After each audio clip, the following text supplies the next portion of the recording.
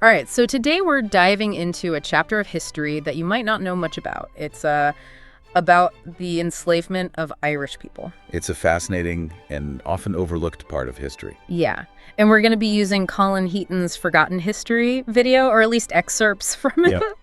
I love these kind of forgotten history deep dives. Yeah, this one's really interesting. It challenges a lot of typical narratives around slavery and colonialism. We're going way back, centuries before the transatlantic slave trade even started. And it's crazy.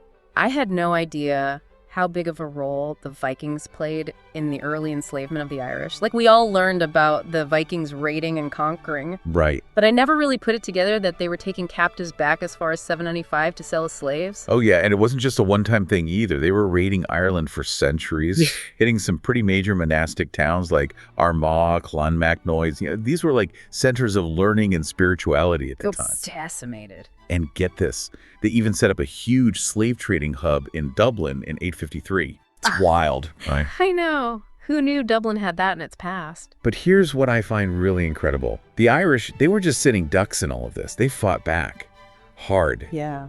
In 875, there was this massive slave revolt in Iceland, led by Irish slaves, no less.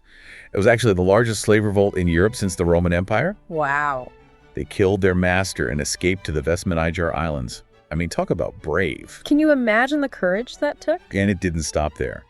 In 980, the Irish king, Mael Secnail Mac Domhnall, wins a major victory against the Vikings and frees all their slaves. Then, in 1014, comes the Battle of Clontarf, which basically put an end to the Viking slave trade in Ireland. So they really did win their freedom back. They did. That's what often gets missed in the whole story. The Irish fought like hell for their freedom, and they won. Against a pretty terrifying enemy, I might add. Yeah, no kidding. But as things start to look up for them, there's this other major event brewing across the water, the Norman invasion of England in 1066. I'm guessing this ties into the story somehow, right? Oh, it absolutely does. It's all connected. That Norman conquest sent shockwaves across Europe, and those waves eventually hit Ireland. So in 1102, slavery is officially abolished in Ireland. Hold on, wait. Slavery was abolished in Ireland before it even really takes off in the Americas. That's right.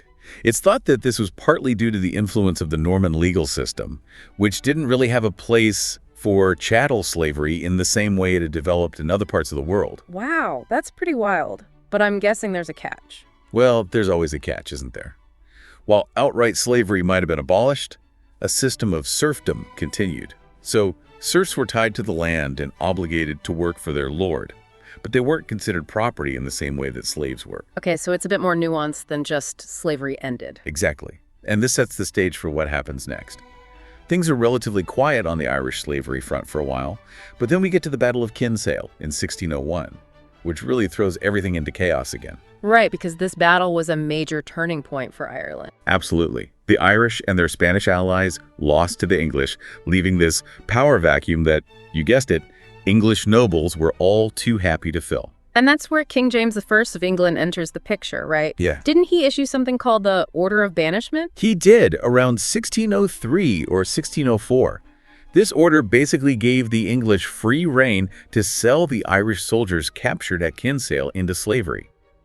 It was seen as a way to get rid of potential threats to English rule and, let's face it, to capitalize on a new source of cheap labor. So wait, let me get this straight. The Irish fight for centuries to break free from Viking enslavement, only to get hit with a new wave of it from the English. It's a tragic irony, for sure, and the first recorded sale of Irish slaves happens not long after that order in 1612. Where were they taken? Most likely sold to the Portuguese and shipped down to Brazil, which is how the Irish got pulled into that whole transatlantic slave trade. And this is where things get a bit messy, because there's this debate about whether these Irish captives were really indentured servants or straight-up slaves. So what's the distinction there? It's a tricky question. Indentured servitude was a system where people agreed to work for a certain number of years in exchange for passage to the Americas. But there's a lot of evidence that many, if not most, of these Irish people were forced into the whole thing. Right, they weren't exactly lining up to be shipped across the Atlantic. Exactly. And to make it even harder to figure out, there's a real lack of documentation from this period. Not a lot of contracts or records that spell out the terms of service, which makes that indentured servant argument pretty flimsy. So it sounds like the line between indentured servitude and slavery was kind of blurry, to say the least. You could say that. A lot of historians are starting to agree that, regardless of what they were called, many Irish people were essentially treated as slaves. When you look at the lack of voluntary migration, the horrible conditions they faced, and the fact that they were often traded for goods like tobacco and cotton, it's hard to argue that it wasn't a form of slavery. It's a chilling thought, and unfortunately, things were about to get a whole lot worse under King Charles I. Oh yeah, Charles I, James I's son. He doubled down on his father's policies, giving permission to sell Irish prisoners and anyone else who the English deemed undesirable. So basically anyone they didn't like. Pretty much. And during his reign, tens of thousands more Irish men and women were shipped to the Americas and the Caribbean as slaves. They ended up in places like Guyana, Antigua, Montserrat. In fact, by 1637, a staggering 69% of Montserrat's population was Irish. Wow, that's insane. It really shows just how massive this forced migration of Irish people was. It does. And it's important to remember that this wasn't just about punishing people or getting rid of those the English saw as troublemakers. There was a very real economic motive driving all of this. Because African slaves were expensive. Exactly. Buying an African slave would set you back something like 20 to 50 pounds, which was a significant amount of money back then. But Irish slaves could be acquired for much less, usually by trading goods like tobacco, cotton, or indigo. So the English colonists saw the Irish as a cheaper and more readily available source of labor. You got it. And this economic angle really strengthens that argument that these Irish folks were, for all intents and purposes, slaves. If they were truly indentured servants, why this price difference? Why this whole system of bartering for human beings? It's a horrifying thought, and sadly, as we move into the mid-1600s, things take an even darker turn with the rise of Oliver Cromwell. Yes, Cromwell's arrival on the scene and his brutal campaign against the Irish marks one of the most horrific chapters in this whole story. What he did, driven by religious and political motives, led to the deaths of hundreds of thousands of Irish people and the enslavement of countless others. Cromwell, huh? This guy doesn't exactly have a great reputation. No, he doesn't. Cromwell's conquest of Ireland starting in 1649 was absolutely brutal. We're talking massive death tolls, widespread displacement, and yeah, a huge stank in the enslavement of Irish people. Just how bad are we talking here? Between 1641 and 1652, historians estimate that 550,000 Irish people were killed by English forces and another 300,000 were sold into slavery. Those numbers are just staggering. It's hard to even comprehend that level of brutality. It's a horrific campaign, no doubt. Cromwell was very effective at crushing any resistance and, sadly, at turning that misery into profit. In 1650 alone, he sold almost 29,000 Irish people to planters in St. Kitts. And it didn't end there, right? Nope. Just 2 years later, in 1652, he forces the transportation of another 12,000 to Barbados. It's almost like he was trying to wipe out the Irish people altogether, their culture, their way of life. A lot of historians believe that was exactly his goal. Cromwell's actions had a devastating impact on Ireland.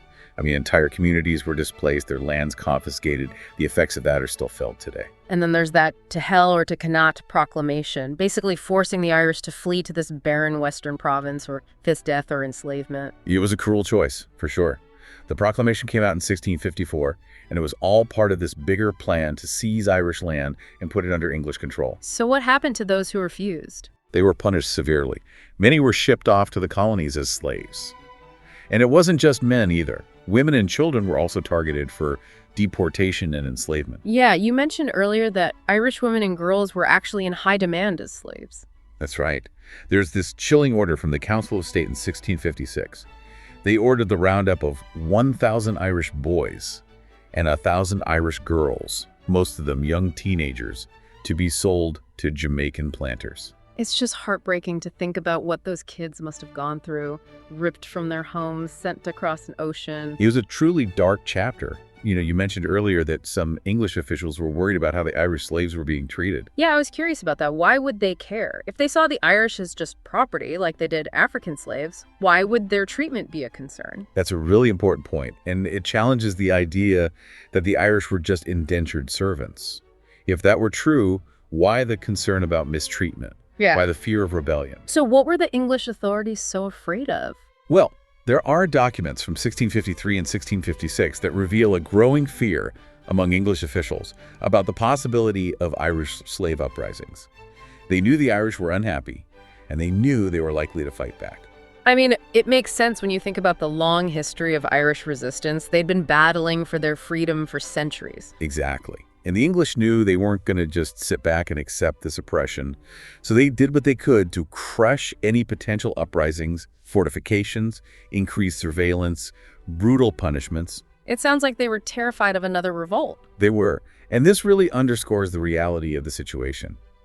Despite all the attempts to downplay or erase this part of history, the evidence is clear.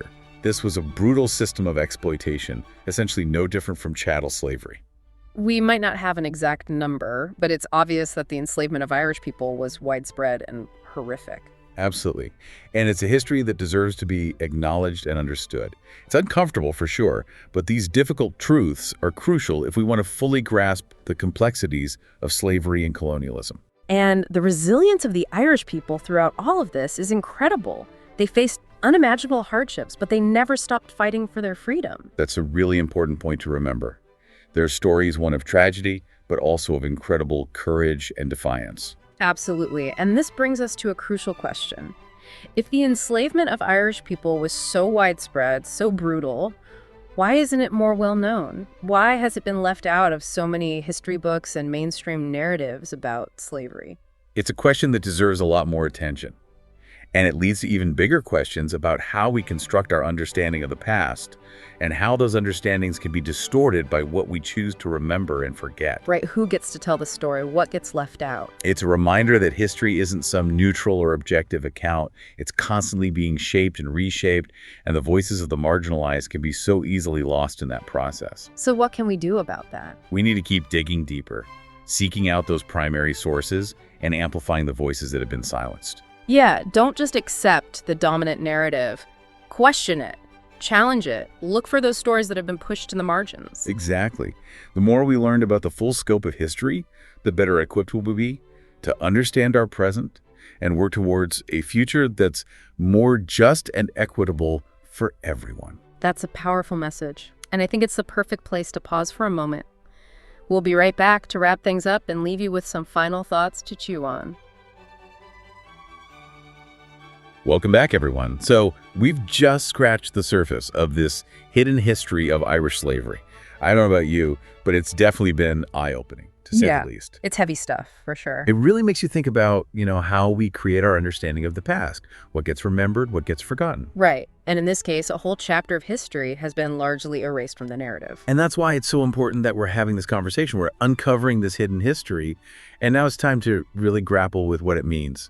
Exactly. If the enslavement of the Irish was so widespread and brutal, why don't more people know about it?